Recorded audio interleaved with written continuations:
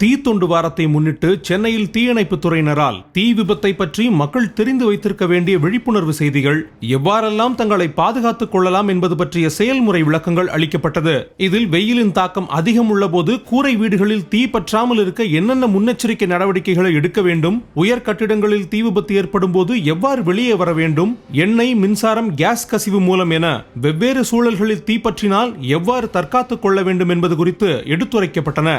வீட்டில் பயன்படுத்தும் மின் சாதனங்கள் தரமானதாக ISI முத்திரையிடப்பட்டதாக இருக்க வேண்டும். சமையல் எரிவாயுவை எவ்வாறு கவனமாக பயன்படுத்த வேண்டும், தீப்பற்றினால் கோணிப்பையை ஈரப்படுத்தி எவ்வாறு அணைக்க வேண்டும் என்பவை குறித்து எடுத்துரைக்கப்பட்டன. தீ தொண்டு வாரம் ஏப்ரல் 14ஆம் தேதி முதல் 20ஆம் தேதி வரை கடைபிடிக்கப்படுகிறது. தீ விபத்தில்லாத இந்தியாவை உருவாக்கிட ஒன்றிணைவோம் என்கிற தலைப்பில் பொதுமக்கள் அதிகம் கூடும் இடங்களில் இந்த விழிப்புணர்வு நிகழ்ச்சிகளை தீயணைப்புத் துறையினர் நிகழ்த்தி வருகின்றனர். இந்நிகழ்ச்சியில் மாணவ மாணவிகள், பொதுமக்கள் என ஏராளமானோர் கலந்து கொண்டனர்.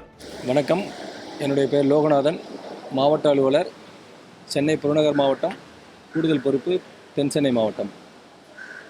இன்று தீத்தொண்டு வாரம் ஏப்ரல் 14 முதல் ஏப்ரல் 20 வரை நீர்த்தார் நினைவு நாள்ட்டு அந்த நாளை அனுசரிக்கும் விதமாக இந்த ஒரு வார காலத்திற்கு தீ தடுப்பு விழிப்புணர்வு மாதிரி ஒத்திகை பயிற்சி தொழிற்சாலைகள், மருத்துவமனை, காலேஜஸ், இது மாதிரி பப்ளிக் பிளேசஸ், இது மாதிரி போன்ற இடங்களெல்லாம் வந்து நாங்கள் இந்த ஒரு வார காலத்துக்கான மாதிரி ஒத்திகை பயிற்சியை விழிப்புணர்வு மூலமாக பொதுமக்களுக்கும், இது மாதிரி மருத்துவமனை ஊழியர்கள், தொழிற்சாலைகளில் இருக்கிற பணியாளர்கள், இவங்களுக்கெல்லாம் வந்து இந்த டெமான்ஸ்ட்ரேஷன் மூலமாக செஞ்சுக்கிட்டு இருக்கோம்.